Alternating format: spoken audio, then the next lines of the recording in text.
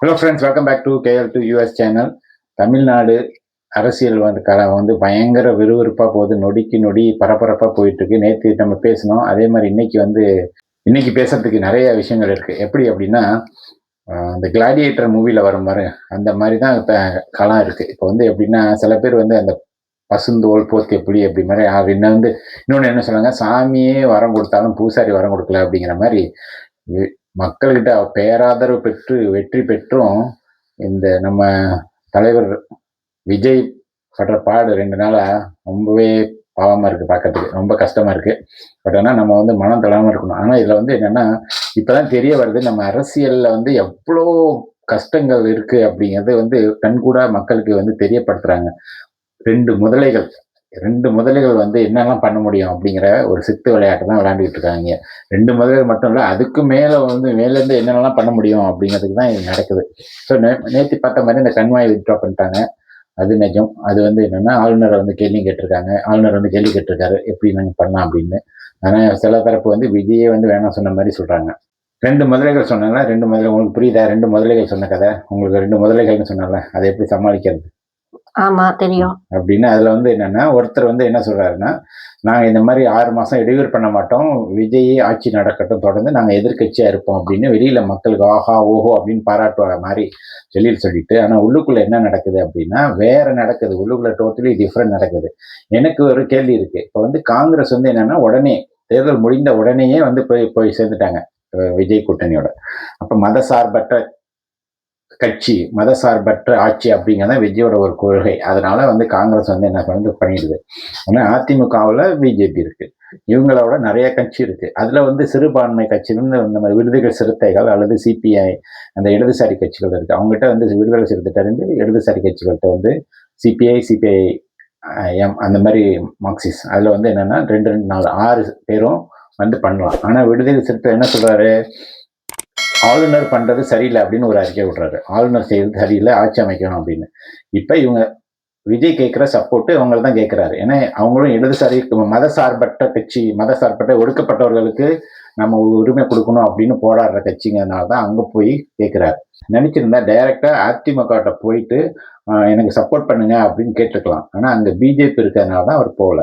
Okay, இங்க என்ன நிறைய ஈகோயிஸ்டிக்கான டிராமா ஓடிட்டு இருக்கு. இப்போ இவர் இப்படி சொன்னவர் என்னமோ ஆளுநர் மேலதான் பிரச்சனை அப்படிங்கிற மாதிரி சொன்னவர். இவர் ஓப்பனா சொல்லிட வேண்டியதான், நாங்க சப்போர்ட் பண்ணலான்னு.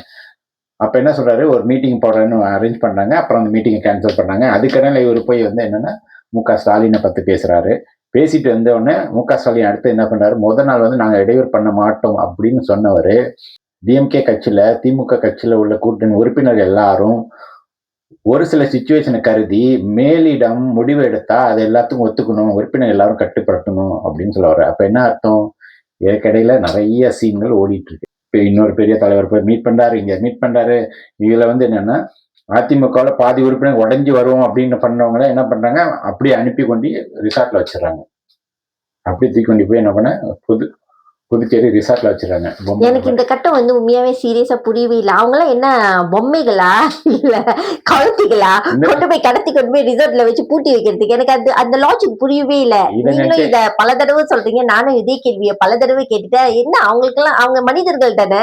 இந்த அதிமுக இந்த எடப்பாடி பழனிசாமி கீழே அவங்க என்னன்னா ஒரு விதத்துல கொடுத்து வச்சவங்கன்னு சொல்லணும். எப்படின்னா, இதுக்கு இடையில முன்னாடி இன்னொரு ரிசார்ட்ல போய் உட்காந்துட்டாங்க, துறையூருங்கிற இடத்துல போய் உட்காந்துட்டாங்க. அதே மாதிரி 3 நாள் நடந்தது, டிராமா நடந்தது, எப்படி என்ன பண்ணோம் அப்படின்ட்டு. இப்ப அதே மாதிரி அடுத்து என்ன பண்ணாங்க, அப்படி தூக்கி வச்சுறாங்க. ஏன்னா அவங்க ஒண்ணு அவங்களை உடைச்சிட்டோம். ஓகே, நாங்க ஏடிஎம்கே லூஸ் ஆகிட்டே போகுது, கம்பேரா நம்ம எலெக்ஷன் வரப்ப எல்லாம் குறைஞ்சிட்டே போகுது, அதனால போய் நேரம் அங்கே சப்போர்ட் பண்ணணும்னு போகணும். அதை போறப்ப என்ன பண்றாங்க, அவங்க குரூப்ல இருக்கிறதுனால கட்சி தாவல் அப்படிங்கிற ஒரு திட்டம் வந்துடும். அதுக்கெல்லாம் வர்றதுனால அவங்க என்ன பண்ணாங்க, அவங்க 2/3 மெஜாரிட்டி, இப்ப 47 எம்எல்ஏக்கள் இருந்தாங்க அதிமுகவில். அப்போ 32 பேர் அகெயின்ஸ்டா, ஓகே நாங்க அங்க போய் சேர்ப்போம் அப்படின்னு சொன்னா அது கட்சி தாவல் சட்டத்தின் கீழே வராது. அதனால இப்ப என்ன பண்ணாங்க, அவங்க 25 பேரை அனுப்பி அங்க உட்கார வச்சுட்டாங்க. ஏன்னா இவங்க டிவிக்கு ஆள் அங்கேருந்து எடுத்துருவாங்க, போச் பண்ணிடுவாங்க, குதிரை பேரம் அப்படிங்கிறதுனால அங்க போய் அவங்க உட்காந்துட்டாங்க. இப்ப எடப்பாடி, அதான் முதலைகள் சொன்னால, இந்த ஒரு இதுல அவங்களுக்கு ஒரு ஈகோ இருக்கு. எப்படி இப்ப ஆரம்பிச்சவன் சீஃப் மினிஸ்டர் உட்காருது, நான் போய் வெளியிலேருந்து சப்போர்ட் பண்ணுறது அப்படின்னு ஒரு ஈகோ. இன்னொன்று வந்து அவர் வந்து என்கிட்ட கேட்கல, டைரெக்டாக வந்து கேட்கல அப்படின்னு. ஒரு சில பேர் அதே தான் சொல்கிறாங்க. இந்த இடதுசாரி கட்சிகள், ஈவன் இந்த விடுதலை சிறுத்தைகள் திருமாவளவங்களும் என்ன சொல்றாரு, அவங்க வந்து வாட்ஸ்அப்பில் மெசேஜ் பண்ணாங்க, என்கிட்ட வந்து நேராக வந்து கேட்கல. என்ன பிரச்சனைனா அவங்க ஈகோ, நேராக போய் எனக்கு சப்போர்ட் கேட்கல அப்படின்னு. ஒன்று சப்போர்ட் தரேன்னு சொல்லணும், இல்லாட்டி தரலன்னு உடனே சொல்லிடணும். இங்கே வந்து மேரிடம் நாங்கள் போய் குழு மீட் பண்ணி தான் முடிவு பண்ணோம் அப்படின்னு. ஆக்சுவலி இவங்களோட வரதுனால அவங்களுக்கு பெனிஃபிட் தான். ஏன்னா திமுகவில் இவ்வளோ காலம் இருந்து அவங்களால டிமாண்ட் பண்ண முடியல, இத்தனை சீட்டு தான் வேணும், எனக்கு இங்கே தான் பொசிஷன் வேணும் அப்படின்னு டிமாண்ட் பண்ண முடியல. இப்போ இவரோட சேர்ந்தா ஆட்டோமேட்டிக்காக அவங்களுக்கு வந்து பதவி கிடைக்கும், ஒரு அமைச்சரவை கிடைக்கும், இல்லாட்டி பொறுப்பு கிடைக்கும். ஸோ ஆப்வியஸாக அவங்க வந்து ஹெல்ப் பண்ணலாம். இப்போ மக்களுக்கு வந்து மக்களை தான் வந்து ஏன் முட்டாளாக்குறாங்க. அவங்களுக்கு குறிக்கோள் வந்து வேற குறிக்கோள் வந்து மேபி மக்களை முட்டாளாக்கணும்னு அவங்க எல்லாம் நினைச்சுக்கிட்டு இருக்காங்க. அவங்க எல்லாம் இன்னும் நினைச்சிருக்காங்க அந்த காலத்து மக்கள் மாதிரியே முட்டாளா இருப்பாங்கன்னு. ஆக்சுவலி இப்ப வந்து மக்கள் எல்லாம் முட்டாள் இல்ல, மக்கள் எல்லாம் இன்னும் ஸ்மார்ட்டா ஆயிட்டாங்க. ஐ மீன் இப்ப உள்ள ஜெனரேஷன் மக்களை சொல்லிக்கிட்டு இருக்கேன். அதுதான் இப்ப வந்து என்ன, மக்களுக்கு வந்து ரொம்ப அவங்க வந்து ஓல்ட் புக் பாலிடிக் நடத்திக்கிட்டு இருக்காங்க இன்னமும். நீங்க பண்ற மாதிரி டிராமா வந்து மக்கள் எல்லாம் பார்த்துட்டு தான் இருக்காங்க. உங்க டிவியில போடுங்க, எதுல போடுங்க, எல்லாம் நீங்க வெளியில என்ன பேசுறீங்க, ஆனா உள்ளுக்குள்ள என்ன பேக்ரவுண்ட் என்ன பண்றீங்க அப்படின்ட்டு எல்லாம் நடக்குது. இப்போ வந்து அவங்க பிளான் பண்றது வந்து அதிமுகவை சீஃப் மினிஸ்டரா போட்டு உதயநிதி ஸ்டாலினை பின்னாடி வந்து துணை மினிஸ்டரா இல்லை எதை போட்டு இப்போ ஆட்சிக்கு பண்றது. அதுல வந்து இல்லாட்டி ஆட்சி, அதான் நேற்று நம்ம சொன்னோம், ஆட்சி பகிர்ந்துக்கிற மாதிரி. இது வந்து நமக்கு வந்து ரொம்ப அபத்தமே தெரியுது. ஆனா அவங்களுக்கும் தெரியாம இருக்காது. நம்ம அப்படி பண்ணாலும் நம்ம பேர் டோட்டலா கெட்டு போயிடும், டேமேஜ் ஆகும்னு அவங்க சொல்ல தெரியாம இருக்காது, கண்டிப்பா தெரியாம இருக்காது. பட் ஆனா அதெல்லாம் அவங்க கண்ணை மறைச்சிட்டு என்னன்னா, நம்ம இவ்வளவு நாள் ஆட்சியில இருந்தோம், அதை வந்து எப்படி விட்டு கொடுக்காது. இப்போதைக்கு தான் அவங்கள வந்து பாக்குறாங்க, இப்போதைக்கு நான் வந்து ஜெயிக்கணும். ஓகே, அவங்களால அக்செப்ட் பண்ணிக்கவே முடியல, 2 பேராங்க, அதனால அக்செப்ட் பண்ணிக்கவே முடியல, ஜெயிக்கணும் அப்படின்னு.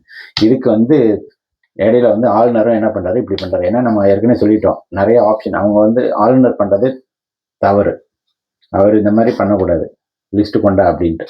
ஸோ இப்போ என்ன மாதிரி ஆப்ஷன்ஸ், வேற என்ன ஆப்ஷன் இருக்கு? ஒன்று வந்து விஜய் வந்து ஏடிஎம்கேவோட போய் சப்போர்ட் கேட்கணும், இல்லாட்டி அவர்கிட்ட வந்து உடச்சு கொண்டு வரணும். இடதுசாரிகள் நாளைக்கு தான் மீட்டிங் போட போறேன் அப்படின்னு இருக்காங்க. ஆனால் அதுக்கு முன்னாடி இவர் போய் ஸ்டாலினோட பேசிட்டு வந்துட்டாங்க. அதுக்கு வந்து விசுவாசமா அவங்க என்ன நினைக்கிறாங்க, நம்ம வந்து விசுவாசமா இருக்கணும் டிஎம்கேக்கு அப்படின்னு நினைக்கிறாங்க. ஸோ இதுல மக்களை நம்மளே என்ன புரிஞ்சுக்க வேண்டியது இல்லை, பல முதலைகளை சமாளித்து வருவது ரொம்ப கஷ்டம். அதுவும் நம்ம நேர்மையா இருக்கணும் அப்படின்னு போனா. இன்னொன்னு வந்து எனக்கு வந்து உடன்பாடு இல்லை. ஏன்னா வந்து விஜயும் வந்து ஜெயிச்சதுல இருந்து அப்படியே அமைதியாவே இருக்காரு. ஒரு நன்றி சொல்லி இருக்கலாம் ஃபர்ஸ்ட் மக்களுக்கு தேர்ந்தெடுத்ததுக்கு, அதுவும் ஒரு நன்றி இன்னும் சொல்லல. மேபி அவர் முதலமைச்சர் ஆனவன்னு பேசலாம் அப்படின்னு வந்திருப்பாரு.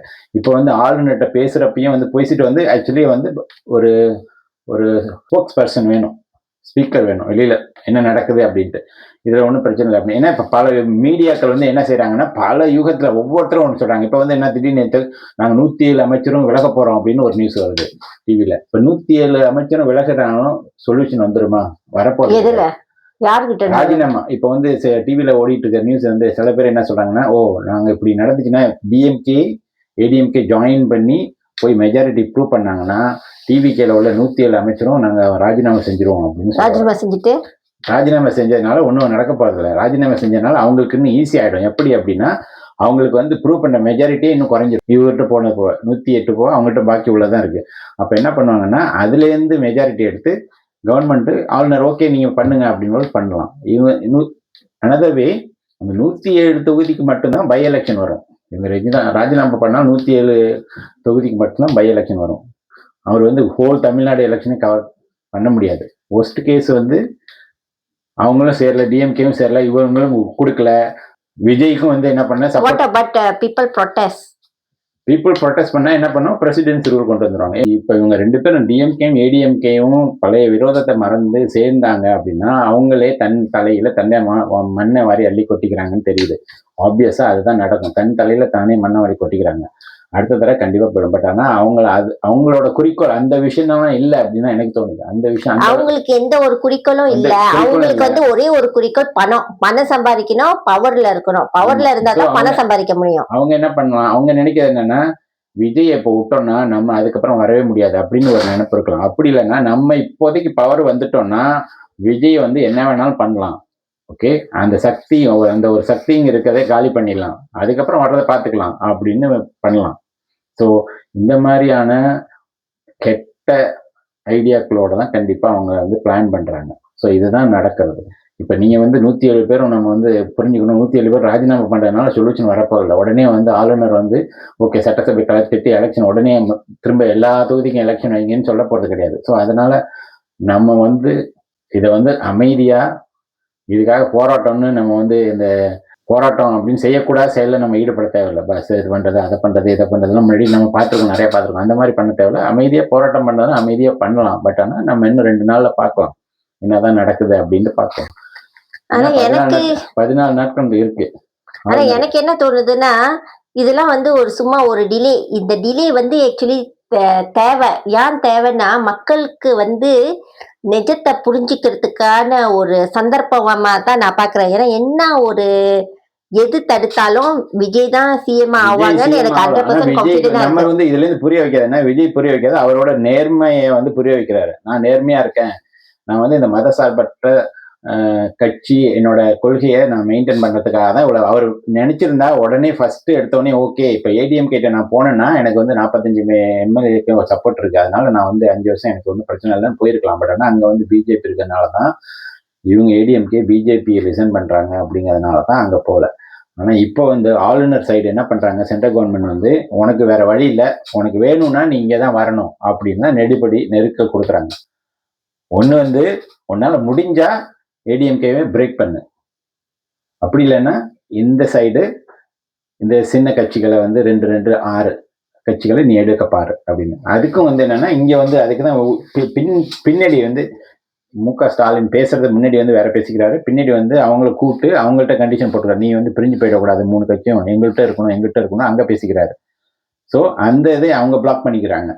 ஏடிஎம்கே வந்து ஈகோல என்ன பண்ணுது, நீ போய் எப்படி நீ உட்கார முடியும் சீஃப் மினிஸ்டரா அப்படின்னு அவங்க வந்து யோசிச்சுட்டு இருக்காங்க.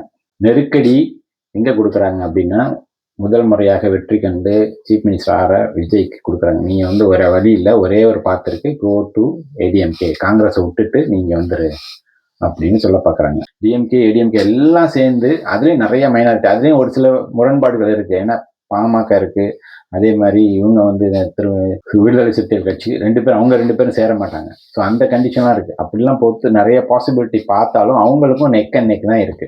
அவங்களும் ரியலைஸ் பண்ணணும், இப்ப நம்ம இதெல்லாம் பண்ணி போய் ஃபார்ம் பண்ணா அந்த குரூப் டோட்டலா வாஷ் அவுட் பண்றதுக்கு பாசிபிலிட்டி இருக்கு அடுத்தது. ஆனா பட் அவங்க இப்போதைக்கு அதை யோசிக்கவே இல்லை அப்படின்னா நமக்கு தோணுது. அவங்க போய் ஜாயின் பண்ணி கவர்மெண்ட் ஃபார்ம் பண்ணாலும் 6 மாசமோ இல்லை 5 வருஷமே நடந்தாலும் அடுத்த வர எலெக்ஷன்ல 2 பார்ட்டியும் கோவிந்தாவாயிடும், காலி ஆயிடும். நீங்க எப்படி யோசிக்கிறீங்க, நான் எப்படி தெரியுமா இந்த விஷயத்த யோசிக்கிறேன், நான் 2 விதமா யோசிக்கிறேன். ஓகே, இப்போ அடுத்த எலெக்ஷன் வந்து 6வது வருஷத்துல வரப்போகுது. ஸோ இங்க நடுவுல வந்து நமக்கு 5 வருஷம் இருக்கு. 5 வருஷம் சொல்ல முடியாது. ஏன்னா இங்க தமிழ்நாடு இப்ப வந்து என்னன்னா ஒன் நேஷன் ஒன் எலெக்ஷன் 2029 வந்து இந்தியாவுக்கு வந்து whole all over India election வரணும் அப்படின்னு பேசிட்டு இருக்காங்க. அப்ப 29, ஸோ 29 இல்லை 30 வந்துடும். அப்ப வந்து 3 வருஷம் தான் அப்படிங்கிற. ஸோ இந்த ஃபியூ இயர்ஸ் இருக்கு. இந்த ஃபியூ இயர்ஸ்ல நம்ம வந்து சர்வைவல்னா நம்ம வந்து எவ்வளவுக்கு எவ்வளவு சம்பாதிக்க முடியுமோ அவளுக்கு எவ்வளவு சம்பாதிக்கணும், அது ஃபர்ஸ்ட் குறிக்கோள். செகண்ட் வந்து இந்த இருக்கிற இந்த இயர்ஸ்ல வந்து விஜய்வை வந்து எப்படி வந்து குடைச்சல் கொடுத்து எப்படி வந்து அவரை அடிச்சு காலி பண்ணிடுறது, அடிச்சு காலி பண்ணிட்டாங்கன்னா அடுத்தது வந்து எலெக்ஷன்ல வந்து நம்ம 2 பேரு தான், ஏடிஎம்கே டிஎம்கே நம்ம 2 பேர் தான் மாத்தி மாத்தி ஆட்சி அமைச்சுக்கலாம். ஆனா என்னோட கேள்வி வந்து இப்ப இவங்க 2 பேருமே ஜாயின் ஆயிட்டாங்கன்னா, 2 பேரும் ஜாயின் பண்ண எதிர்கட்சி தான். எதிர்கட்சி யாரு? டிவிகே. அவங்களோட குறிக்கோள் வந்து டிவிகே அடிச்சு ஒழிக்கணும். டிவிகேக்கு வந்து இருக்கிற டிவிகேன்ற ஒரு விஷயத்த வந்து காலி பண்ணணும். இந்த ஆட்சிக்கு வந்து இந்த 3 வருஷத்துல 4 வருஷத்துல வந்து அதை காலி பண்ணணும். காலி பண்ணிட்டாங்கன்னு வச்சுக்கோமே, அதுதானே அவங்களோட எய்மே. ஏன்னா அவங்களுக்கு நல்லா தெரியும் விஜய் இருக்கிற வரைக்கும் விஜய் தவிர்த்து வேற யாரும் இவங்க 2 பேரும் சர்வைவ் பண்ணவே முடியாது. ஏன்னா அதுதான் அவங்களோட எய்மே. சோ காலி பண்ணிட்டா யாரு கூட போட்டி போடுவாங்க? போட்டி இல்ல. ஏன் போட்டி இல்ல சொல்றீங்க? போன எலெக்ஷன்ல 0 வாங்கினாரு, அவரு திருப்பி க்ரோ பண்ணி வருவாரு, முளைச்சி அவரு தான் ஆப்போசிட்டா வந்து நிப்பாரு. நீங்க நாம் தமிழர் சொல்றீங்க. இதுக்கப்புறம் யோசிப்பாரு, என்ன நிறைய இடத்துல டெபாசிட் எல்லாம் போயிட்டு அவரு டெபாசிட் அவரோட நேரம் நல்லா இருந்துச்சுன்னா அடுத்துட்டு அவரு முளைச்சு வருவாருல்ல. அவரும் ஒரு எலெக்ஷன் டெபாசிட் ஃபால் பண்ணிட்டு தான் இருக்காரு. ஆனா அவங்களுக்கு வந்து டொனேஷன் வருது எல்லாம் பண்ணிட்டு. இப்ப வந்து இன்னொன்னு வந்து என்னன்னா, இப்ப விஜய் வந்து சிஎம் ஆயிட்டா இம்மிடியேட்டா இவங்களுக்கு வந்து நிறைய பிரச்சனைகள் வரலாம். லீகலி இந்த பிரச்சனை அந்த பிரச்சனைன்னு கொடுக்காரோ அப்படின்னு அது ஒண்ணு இருக்கு. பயம் எம்எல்ஏக்கள் பயம் வந்து அதுக்கு நல்லா தெரியுது. இந்த அளவுக்கு வந்து அவங்க வந்து இந்த அளவுக்கு இறங்கி செய்யறாங்கன்னா, ஒரு கேவலமான ஒரு விஷயத்த வந்து இறங்கி செய்யறாங்கன்னா கண்டிப்பா அது பயத்தினாலதான். பயம்லாம் இல்லாம இல்ல. ஆனா இன்னொரு மக்களே, உங்களுக்கு நமக்கு எல்லாமே தெரியும். அவங்ககிட்ட வந்து பணபலம், ஆள் பலம், அப்புறம் வந்து டெக்னாலஜி, அப்புறம் வந்து டிவி மீடியாக்கள் பலம், சினிமா துறை பலம் எல்லாமே அவங்கள்ட்ட கையில தான் இருக்கு இப்போதைக்கு. ஸோ அதனால அவங்க நினைச்சா என்ன வேணாலும் செய்யலாம் அப்படிங்கிற ஒரு தைரியம், அப்படிங்கிற ஒரு கர்வம், அப்படிங்கிற ஒரு ஈகோ இதுல தான் அவங்க செயல்பட்டுட்டு இருக்காங்க. பார்ப்போம் நாளைக்கு என்ன நடக்குது அப்படின்னு பார்ப்போம். நான் வந்து இது ஒரு சோதனையா தான் ஃப்ரெண்ட் பாக்குறேன். இது ஒரு சோதனை. விஜய்க்கு வந்து ஒரு சோதனை. அவர் வந்து உச்சத்துல போய் உட்கார்றதுக்கு பின்னுக்கு வந்து ஒரு அந்த தடங்கள் வரும் தெரியுமா, அந்த மாதிரி ஒரு டிலே தான். கண்டிப்பா அவர் தான் அந்த சீட்ல உட்காருவாரு. அதை யாராலையும் மாத்த முடியாது. கான்ஸ்டிடியூஷனல் ரைட்ஸ் படி பார்த்தோம்னா கண்டிப்பா மெஜாரிட்டி எடுத்தது, இல்லாட்டி எலெக்ஷனுக்கு முன்னாடி அலையன்ஸ் வச்சது, எலெக்ஷனுக்கு அப்புறம் வந்து மெஜாரிட்டி யார் அலையன்ஸோட வராங்களோ அப்படின்னு தான் சொல்லணும். அப்படி பார்த்தா எல்லாமே வந்து டிவிக்கே தான் இருக்கு, விஜய்க்கு தான் இருக்கு. ஆனா யார் கண்ட்ரோல் பண்றது ஆளுநரை? பிஜேபி. பிஜேபி யாரு? Central government. 21 ஸ்டேட்ல நிலைநாட்டிட்டாங்க. இந்த ஒரு 3 ஸ்டேட் தான் வந்து என்னன்னா அவங்களால நிலைநாட்ட முடியல, சவுத்ல மட்டும். ஸோ அதுக்கு தான் ஒரு ஆப்பர்ச்சுனிட்டி. பட் ஆனா சரி ஃப்ரெண்ட்ஸ். ஓகே ஃப்ரெண்ட்ஸ், இந்த வீடியோ உங்களுக்கு பிடிச்சதா மறக்காம லைக் பண்ணுங்க, ஷேர் பண்ணுங்க, சப்ஸ்கிரைப் பண்ணிட்டு பாருங்க. பெல் பட்டன் பிரஸ் பண்ணுங்க. அடுத்த வீடியோவில் சந்திப்போம். பாய்.